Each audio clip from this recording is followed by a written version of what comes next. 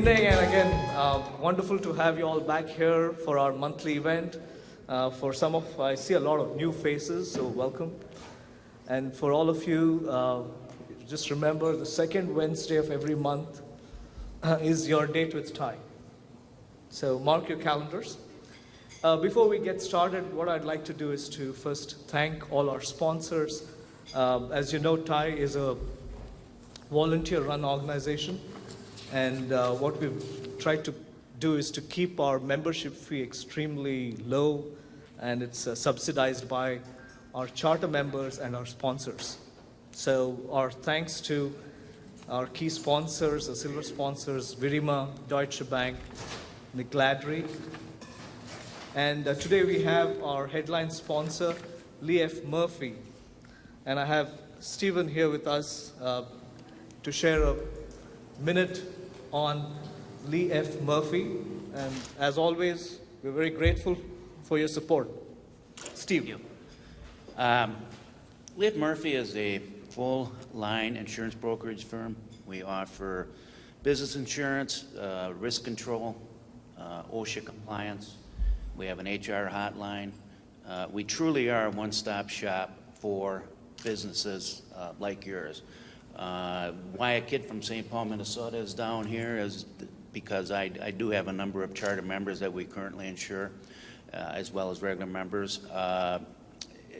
The one client that I followed down here has been a client of mine for 20 plus years. He's a very loyal man, and it's worked out very, very well. One thing I can guarantee you about working with us is that I will always do what's best for your company. We kind of maintain and look at what's important. What's important in insurance brokerage is catastrophic loss, and that's what the key is. We don't worry about a window that broke or a car that got dented. We're more concerned with the catastrophic loss that can hurt your company. So what we ask for is the opportunity to earn your business. And I thank you and have a great night. Thank you, Steve. We have been blessed with a large number of sponsors, and they've been extremely active, supportive, not just financially, but a lot of them take very strong interest in our operations and support us in terms of their time and other resources. So we are extremely grateful to them. We are also supported by our good friends in the media, whether it is website design, public relations, print, and general support. We have an extremely strong group of media sponsors, and again, our thanks to them. TIE, as many of you know, is a global organization that was formed to support entrepreneurship. We've just have our 57th chapter, which just got formed in Germany. So we have TIE Deutschland, which is open now. We have about 15,000 members, 2,600 mentors across the world, and the power of TIE is in its global network. So any TIE member anywhere in the TIE system can actually reach out and build a connection anywhere in the world with any other TIE member. And a volunteer group doing some absolutely fantastic work in the area of education, vocational training, especially caring for the physically challenged children. The other group is Raksha. Raksha, do we have anybody from Raksha? Okay. Raksha is again a group that is focused on serving the Asian community here with a focus on looking at survivors of abuse, helping economic empowerment, a lot of the themes that we are all very interested in. So with these two organizations behind us, we are ready to get today's event started. And let me hand you off to Cindy, who is again, I think, one of TIE's best ambassadors. Really. Thank you. Thank you, Madhu. It's a great pleasure to see a lot of friends. I'm a huge fan of the Indus Entrepreneurs Atlanta and Indus Entrepreneurs worldwide. In fact, I really believe they are a great example of social enterprise, making a great impact around the world, being one of the largest, if not, I think the largest organization of entrepreneurship around the world. So it's a great pleasure. I've had a long relationship to Ty, and happy to put together this topic. Been in discussions with Ty Atlanta for several years about their interest in promoting and supporting the intersection of entrepreneurship and social change. I think we have an audience that's very diverse tonight. We have a panel that's very diverse that I think hopefully will speak to all of you. And you know, really the topic tonight, in short, is social entrepreneurship using entrepreneurial practices. And we say practices because I do think, you know, there's a lot of definitions of social entrepreneurship. The most common definition, if you look at social entrepreneurship from the nonprofit perspective all the way to the for-profit, is entrepreneurial practices. And I think that you can find some commonality there. There's a lot of other difference in terms of who funds them, who runs them, how they're governed, similarities and differences, but I think that is some of the common ground of using business practices and entrepreneurial innovation. Philanthropist to figure out what it is that where they could make a difference, how they could make a difference with their dollars, how they can make a difference with their time. And what we really bring to it are two particular expertises. One is knowledge of the nonprofit community, a deep and a very deep knowledge of the nonprofit community, who's doing what well. We also bring a deep knowledge around how families can work together around philanthropy, and many people are really interested in bringing that next generation in. Secondly, we're about strengthening nonprofits. We do this in a number of ways through grant making and different programs and techniques that we have, but we believe that we have to have a strong nonprofit sector with very strong nonprofits if you're going to connect people's passion to what. So we want to strengthen nonprofits. Third, we want to advance public will, because you can give a lot of money to nonprofit organizations, and sometimes there are just systems out there, public systems, private systems, laws, regulations, all kinds of things that mean that change will never happen, no matter how much money you give to a specific nonprofit. So part of what we feel is our obligation is to help advance public will and to look at what some of those systems changes are that are really keeping change from happening. And fourth, we want to practice organizational excellence. We want to be the best that we possibly can be in how we invest the money and how we do what we do. What we were asked is sort of to say what we saw impact investing as. And for us, impact investing has a lot of different connotations, but our definition really is that they're investments that create a positive impact beyond just financial. I didn't know what a social entrepreneur was until late in my career, and then I realized I was one. So, still can't spell it. But as I reflect back on how I approach my work, and I go back to the mid-'70s in the work of feeding the hungry, and then in the late '70s, how could I help others do that work of feeding the hungry? I came up with the idea of a food bank. Not a unique idea. It was fairly unique back then, but there are food banks. There are 203 of them in the country now, 7 of them in Georgia. So the basic concept of a food bank, I think, can work anywhere. We're in 34 countries, and in fact, an emerging network in India. So, you know, again, that basic idea, I think, can work. Our core work is to take food that is unmarketable, unusable in one domain, and see if we can get it to another place where people need it. So I'm very happy to be between two investors today and to see if there's any leftover food after the meeting. But it's a simple idea. How do we use food as a transformative tool to change lives, to change organizations, to change companies? Okay? Simple idea. Food is a transformative tool. So we have plenty of food in this country. Actually, there's enough food in the world. Maybe not forever with 9 billion people now, but there has been enough food in the world. But oftentimes it's not in the right place or in the right form. 20% of what we grow and market in this country is unmarketable. Food's okay, but it's unmarketable, it's damaged, dated, something's wrong with it. So when I first began, it was just that idea that there's a lot of food being thrown away and there was a lot of hungry people. Again, a simple idea.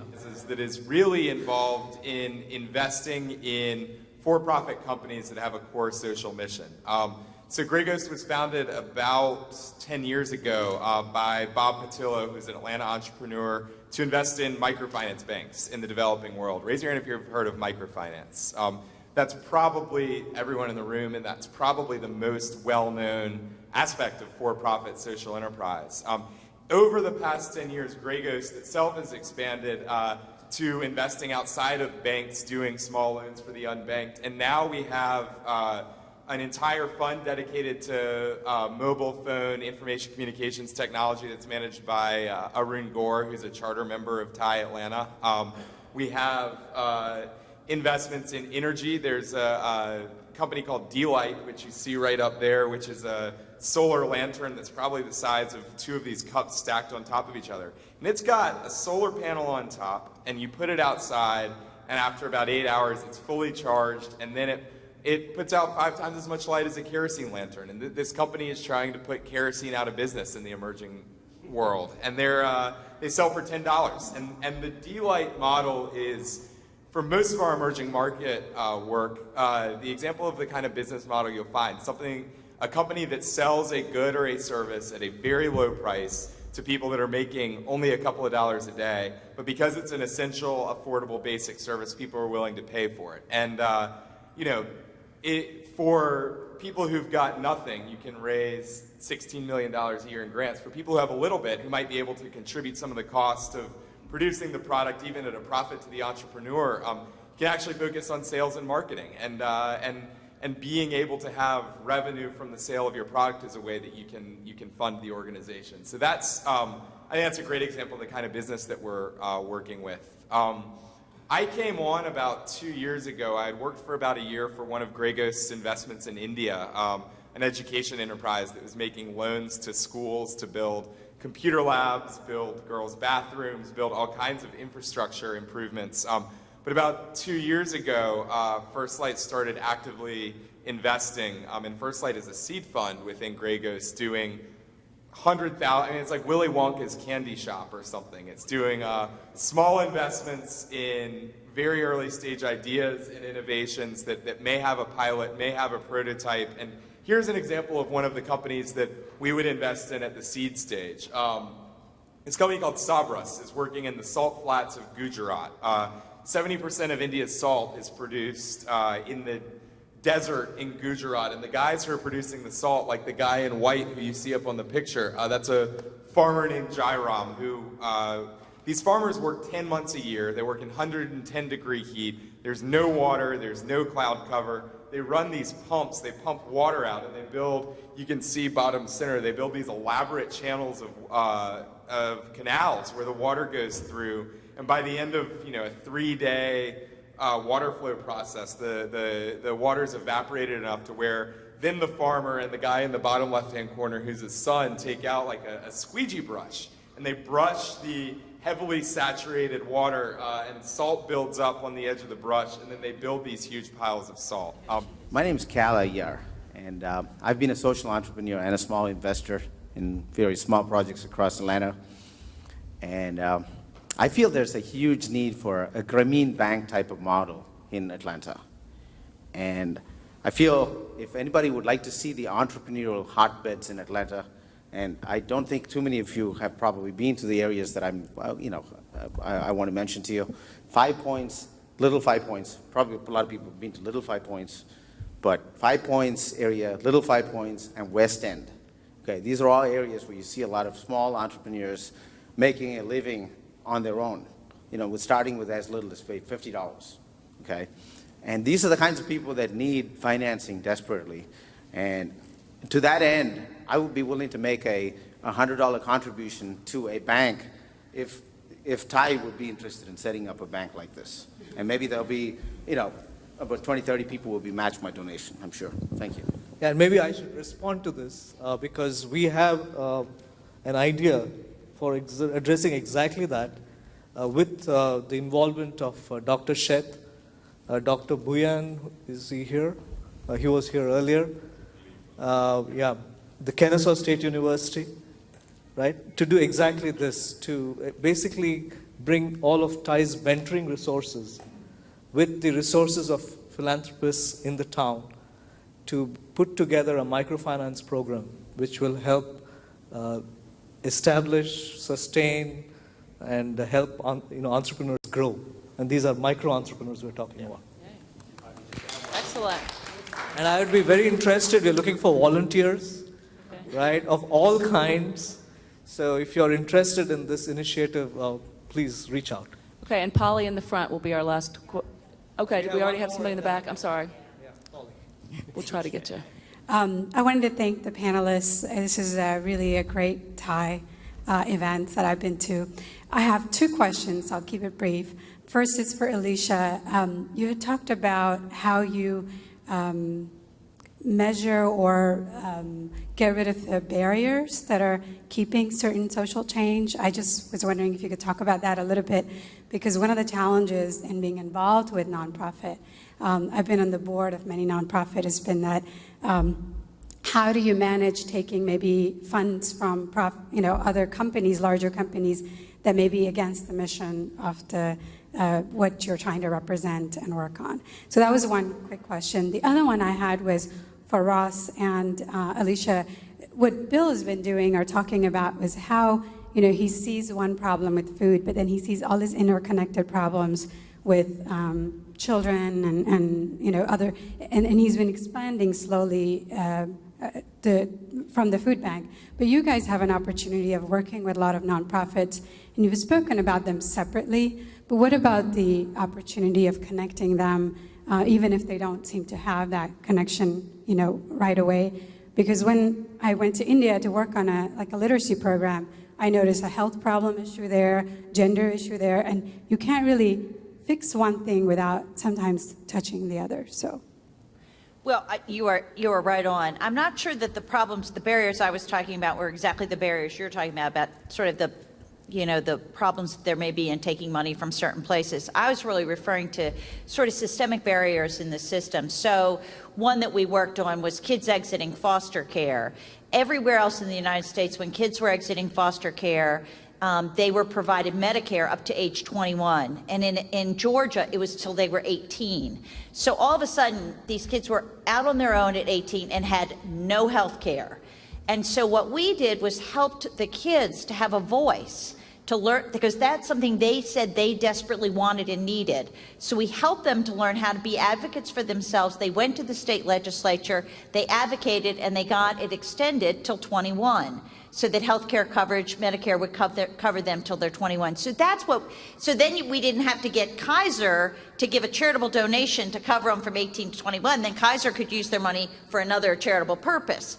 So that's what I'm really meaning about trying to think about what are some of the systemic barriers that you're using charitable dollars for that maybe you really don't need to be using them for, that things could change in a way that money could be reallocated for something else.